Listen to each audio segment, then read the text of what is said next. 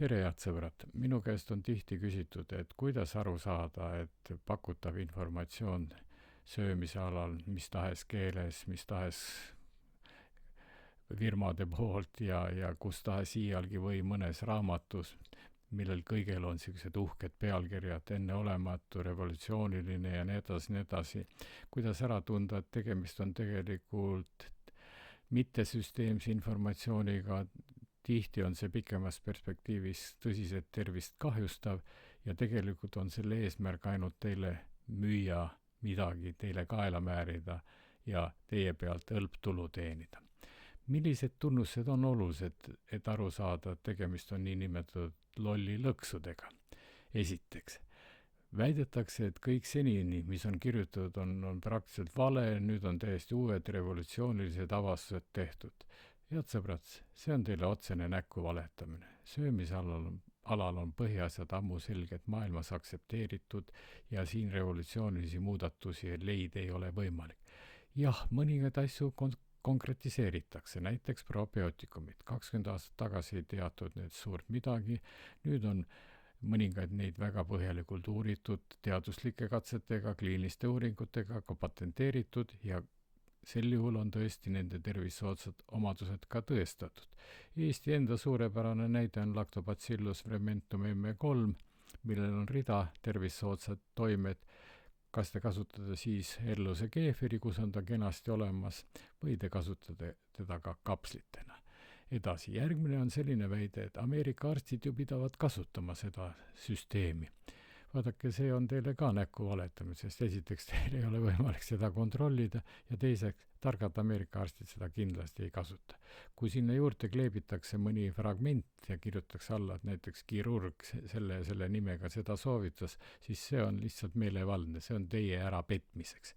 Nüüd edasi, järgmine väide on selline, et te võite süüa sellel juhul kõike.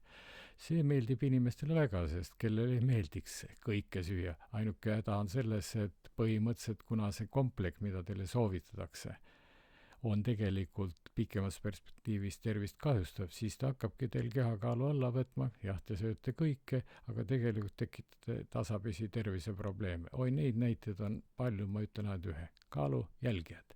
Kus nad nüüd on? Kui nüüd on andmed Ameerikas kokku võetud, siis nii nagu asi soikus, nii tuli kehakaal täpselt samamoodi tagasi ja organism ei ole loll, ta pani 10% veel otsa.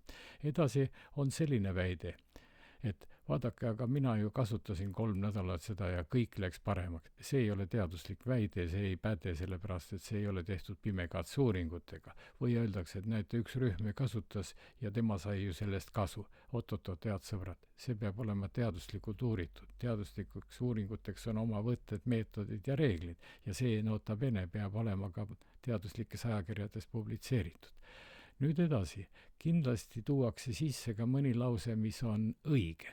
No näiteks, öeldakse, et magusad ärge tarbige või tarbige minimaalselt. See on õige lause, aga see on selle mõttega seal sees, et kodanik loeb seda lauset, ütleb, et aga see on ju õige.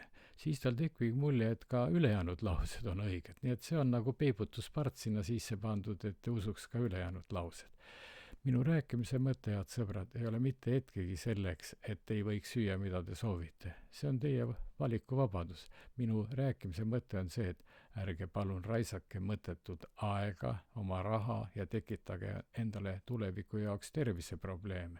Ärge laske end püüda niinimetatud lolli lõksudesse, millel on minu poolt eespool öeldud tunnused, nii et te saate alati vaadata teile pakutavat informatsiooni, artikleid, kodulehekülgi, promomisi, kas ikkagi seal on need tunnused olemas, mis tegelikult reedavad, et see on lolli lõks tegelikult. Sest vaadake, taoliste lollilõksude eesmärk on lihtsalt teile midagi müüa, suunata teid enda preparaatide peale, või siis enda huvides kasutusel olevatele preparaatidele ja ei midagi rohkem.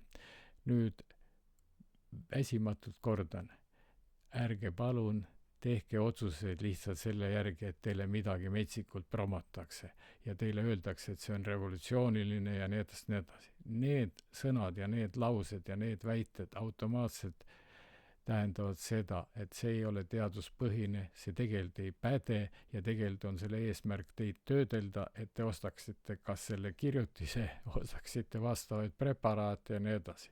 Tõepoolest on olemas ka, kui me toidulisandite juurde läheme, tipptoidulisandid. Neid on väga vähe ja nendest ma ka kunagi räägin. Nii et veel kord, head sõbrad, ärge laske ennast selliste eksitavate väidetega püüda lolli lõksu. Kõike head teile!